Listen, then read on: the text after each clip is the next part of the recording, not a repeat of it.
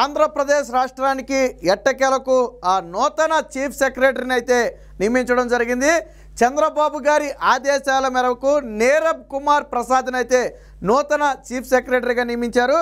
అయితే గతంలో కూడా చంద్రబాబు గారి హయాంలో వివిధ శాఖల్లో పనిచేసిన అనుభవం ఉండటం, అలాగే సమర్థవంతంగా పనిచేశారన్న పేరు గతంలోనే చంద్రబాబు గారి దగ్గర తెచ్చుకోవడంతో ఇప్పుడు తాజాగా సీనియారిటీ లిస్టులో మొట్టమొదటి కూడా నీరబ్ కుమార్ ప్రసాద్ ఉన్న నేపథ్యంలో చంద్రబాబు గారు వేరొకరికి కాకుండా ఆయనకే ప్రాధాన్యత అయితే కల్పించడం జరిగింది. ప్రస్తుతానికి అటవీ శాఖ శాస్త్ర సాంకేతిక పరిజ్ఞానానికి సంబంధించి స్పెషల్ సిఎస్గా ఉన్న నేపథ్యంలో ఆయన్ని చీఫ్ సెక్రటరీగా నియమించాలని చెప్పి ఆదేశించడం జరిగింది. నిన్న ఉదయం 11 గంటల సమయంలో అయితే ఆయన బాధ్యతలు కూడా చేపట్టడం జరిగింది.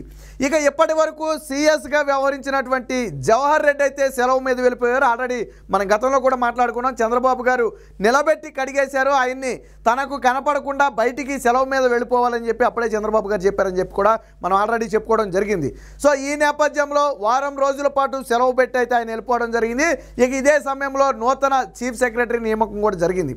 అయితే వాస్తవానికి ఈ నెలాఖరికి ఈయనకి పదవి విరమణ అయితే జరుగుతుంది. అంటే దాదాపుగా నెల రోజులు మాత్రమే, దాదాపు 20 రోజులు మాత్రమే ఆయన చీఫ్ సెక్రటరీగా ఉండే అవకాశం ఉంది. దీంతో పదవి విరమణ కూడా ఉంటుంది.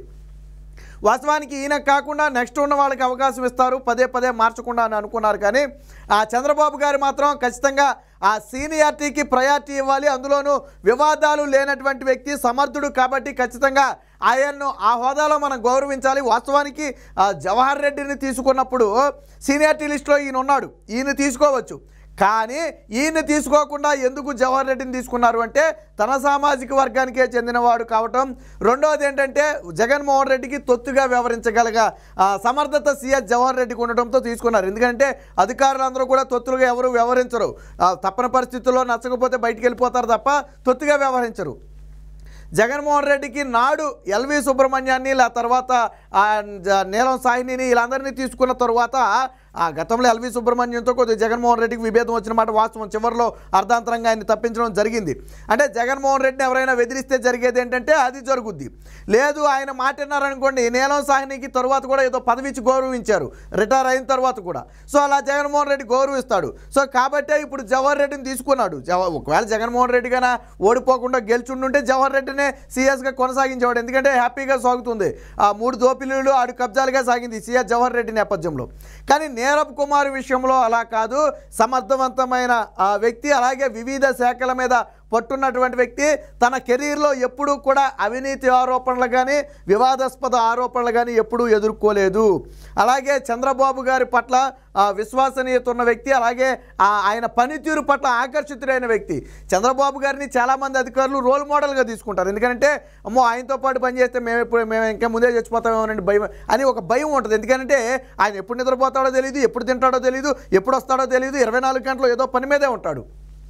సో అలాంటి వ్యక్తి. అలాగే ఆయనతో మాట్లాడి ఆయనతో పనిచేస్తే మాకు నాలెడ్జ్ పెరుగుతుందని కూడా అనేక సందర్భాల్లో ఐఏఎస్ అధికారులు, ఐపీఎస్ అధికారులు బహిరంగంగా చెప్పిన పరిస్థితి. అంతు చిక్కని అనేక పరిష్కారం దొరకట్లేదు అనుకున్నటువంటి వాటికి కూడా చాలా చక్కనైన పరిష్కారాన్ని చూపగలిగిన వ్యక్తి చంద్రబాబు గారు. సో అలాంటివన్నీ కూడా అధికారులకు కీలకం. ఎందుకంటే వాళ్ళ భవిష్యత్తులో ఇప్పుడు చంద్రబాబు గారు 5 ఏళ్ళు ఉంటారు, తర్వాత ఉండొచ్చు ఉండకపోవచ్చు. బట్ అధికారులు అంటే 20 ఏళ్ళు 30 ఏళ్ల పాటు సర్వీస్ చేయాలి. సో ఇలాంటివన్నీ కూడా వాళ్ళ జీవితంలో ఎదురవుతాయి. ఇప్పుడు నీరబ్ కుమార్ ఆంధ్రప్రదేశ్ కేడర్కి చెందిన వ్యక్తి. 1987 ఐపీఎస్ బ్యాచ్, 1987కి చెందినటువంటి ఐఏఎస్ బ్యాచ్కి చెందినటువంటి నీరబ్ కుమార్ ప్రసాద్ అయితే ప్రస్తుతం నియమించడం జరిగింది. దీంతో అంటే ఈ నెలాఖరు తర్వాత, జూన్ ఆఖరు తర్వాత మరి కొత్త సీఎస్ను కూడా నియమించాల్సి ఉంటుంది. అయినప్పటికీ కూడా చంద్రబాబు గారు అయితే అవకాశం ఇవ్వడం జరిగింది. అయితే ఆయన కూడా ప్రమాణ స్వీకారం చేసినప్పుడు కూడా ఒక మాట చెప్పడం జరిగింది. ఆ బాధ్యతలు స్వీకరించిన తర్వాత ఖచ్చితంగా ప్రభుత్వ ఆశయాలకు అనుగుణంగా నిష్పక్షపాతంగా నిస్వార్థంగా పని చేస్తానని చెప్పి ఆయన అయితే చాలా స్పష్టంగా చెప్పడం జరిగింది. వేద పండితుల ఆశీర్వచనాల నేపథ్యంలో నిన్న మధ్యాహ్నం నుంచి అయితే ఆయన బాధ్యతలు అయితే చేపట్టడం జరిగింది. బాధ్యతలు చేపట్టిన వెంటనే చంద్రబాబు గారి ప్రమాణ స్వీకారానికి సంబంధించిన ఏర్పాట్లకు సంబంధించి తలమునకలు అవడం జరిగింది. ఇదే సందర్భంలో ఇతర సీఎంఓ అధికారులను కూడా ప్రిన్సిపల్ సెక్రటరీతో సహా ఇతర అధికారుల నియామకంపై కూడా కొంచెం కసరత్తు జరుగుతున్నట్టుగా ఉంది. ఒకటి, చంద్రబాబు గారు ఒక అధికారిని ఎంచుకున్నాడు అంటే ఖచ్చితంగా ఆ అధికారి ఫిట్ అయితేనే చంద్రబాబు గారు ఎంచుకుంటారు. ఎందుకంటే మీరు 14 సంవత్సరాలు ముఖ్యమంత్రిగా ఉన్నారంటే ఎంతోమంది ఐఏఎస్లు, ఐపీఎస్లు, సిఎస్లు పనిచేసి ఉంటారు చంద్రబాబు గారి దగ్గర. బట్ ఏ వ్యక్తి మీద కూడా అవినీతి ఆరోపణ ఈ రోజుకి రాలా. ఏ అధికారి కూడా రిటైర్ అయిన తర్వాత కేసులు ఎదుర్కోవాల్సిన పరిస్థితి ఈ రోజుకి రాలా. అది చంద్రబాబు గారి గొప్పతనం. ఎందుకంటే నువ్వు అవినీతి చెయ్యి, లేకపోతే నా అవినీతిలో సహకరించు, అడ్డగోలు సంతకాలు పెట్టు అని చంద్రబాబు గారు ఎవరిని కూడా బెదిరించే టైపు కాదు, భయపెట్టే టైపు కాదు. అధికారులకు స్వేచ్ఛనిచ్చే టైపు. కఠినంగా ఉన్నమాట వాస్తవం. కాకపోతే అదే సమయంలో అధికారులకు కూడా స్వేచ్ఛనిస్తారు. కొన్ని స్వేచ్ఛాయుతంగా నిర్ణయాలు తీసుకునే అధికారం అధికారులకు ఉంటుంది. అంటే ఒక సమస్యను పరిష్కరించడానికి అధికారి ఎంత శక్తివంతంగా పనిచేయగలిగితే అంత శక్తివంతంగా పనిచేయచ్చు. కానీ వైసీపీ పాలనలో అలా కాదు. నువ్వేదైనా ఒక పని చేయాలంటే వైసీపీ నాయకుడిని అడగాల, సార్ ఈ ఆదేశాలు ఇవ్వమంటారా, లేకపోతే ఈ నిర్ణయం తీసుకోమంటారా, వైసీపీ నేతల్ని మంత్రుల్ని అడగాల్సిన పరిస్థితి. బట్ తెలుగుదేశం పార్టీ హయాంలో కానివ్వండి, చంద్రబాబు గారి హయాంలో కానివ్వండి, ఈ అధికారుల పనితీరులో ఎప్పుడూ కూడా రాజకీయ నాయకులు జోక్యం చేసుకోరు.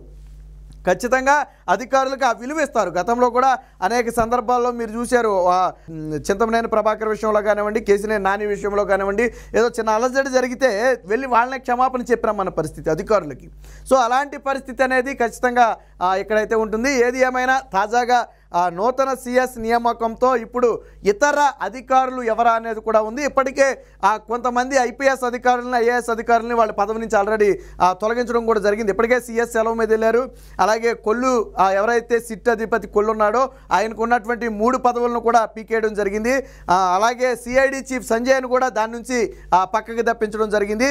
అలాగే ఇతర అధికారులు ఇప్పుడు బెవరేజెస్ కార్పొరేషన్ ఎండీ మీద ఆల్రెడీ ఇప్పటికే రైట్స్ కూడా జరుగుతున్నాయి. సిఐడి రైట్స్ కూడా చేయడం మొదలుపెట్టింది అవినీతికి సంబంధించి.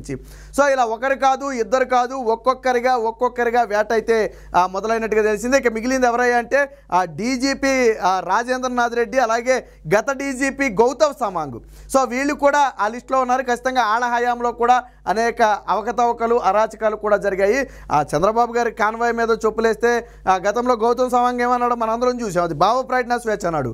సో ఆ భావ ప్రకటన స్వేచ్ఛకు మరి గౌతమ్ సవాంగ్ కూడా సమాధానం చెప్పాలి. ప్రస్తుతానికి ఏపీపీఎస్సీ చైర్మన్గా ఉన్నాడు. తక్షణమే గౌతమ్ సవాంగ్ను కూడా ఆయన అక్కడి నుంచి కూడా మార్చేసే అవకాశం ఉంది. అలాగే మొన్న ఏపీపీఎస్సీకి సంబంధించి కోర్టులో ఎదురు దెబ్బ తగ్గటం, మూల్యాంకన పలుమార్లు చేయటం, దీనికి సంబంధించి కూడా ఏపీపీఎస్సీ చైర్మన్ మెడకు ఉచ్చు బిగించుకోపోతుంది. గతంలో టీడీపీ హయాంలో ఉదయభాస్కర్ ఉంటే ఆయన్ని వేధించి వెంటాడి ఆయన్ని తరిమేసి తరువాత ఈయనైతే తీసుకురావడం జరిగింది. సో మొత్తంగా వైసీపీ అధికారంలో ఉన్నప్పుడు అధికారులు జైలుకి వెళ్ళటం కామన్. దానికి ఉదాహరణ శ్రీలక్ష్మి, అలాగే ఆచార్య, అలాగే ఎల్వి సుబ్రహ్మణ్యం మీద కూడా జగన్మోహన్ రెడ్డి అవినీతి కేసులకు సంబంధించి ఆరోపణలు ఉండేవి. అయితే అవి గతంలో కొట్టేసింది కోర్టు. అంటే ఆయన బాగా A30, A40 కింద అక్కడ ఉన్నాడు ఆయన.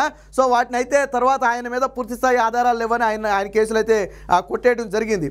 బట్ ఇంకా అనేక మంది ఐఏఎస్ అధికారులు, ఐపీఎస్ అధికారులు ఇప్పటికీ అవినీతి ఆరోపణలతో కోర్టు కేసులు ఎదుర్కొంటున్నారు. ఈవెన్ శ్రీలక్ష్మి కూడా ఇంకా తన కేసులు ఎదుర్కొంటుంది బయటపడాల. అయినప్పటికీ కూడా సిగ్గొదిలేసి మళ్ళీ జగన్మోహన్ రెడ్డి దగ్గరే పనిచేయడానికి వచ్చింది. మరి చంద్రబాబు గారి హయాంలో నాకు తెలిసి ఖచ్చితంగా పనిచేయదు, మొహం చూపించలేదు, ఖచ్చితంగా బయటకైతే వెళ్ళిపోతుందని చెప్తున్నారు. ఏది ఏమైనా తాజాగా నీరబ్ కుమార్ అనే ఒక సమర్థవంతమైన వ్యక్తిని తీసుకొచ్చి పెట్టడం వల్ల చంద్రబాబు గారు సగం సమస్యలకైతే చెక్ పెట్టినట్టుగా తెలిసింది. ఇక సీఎంఓలని, కీలక అధికారులతో పాటు ఇప్పుడు అన్ని జిల్లాల కలెక్టర్లని, అలాగే ఎస్పీలను కూడా మార్చే అవకాశం ఉంది. ముఖ్యంగా వివిధ ఆరోపణలు ఎన్నికల సమయంలో, ఎన్నికలకు ముందు కొంతమంది ఐపీఎస్ అధికారులు ఏ విధంగా వ్యవహరించారో మనం చూసాం.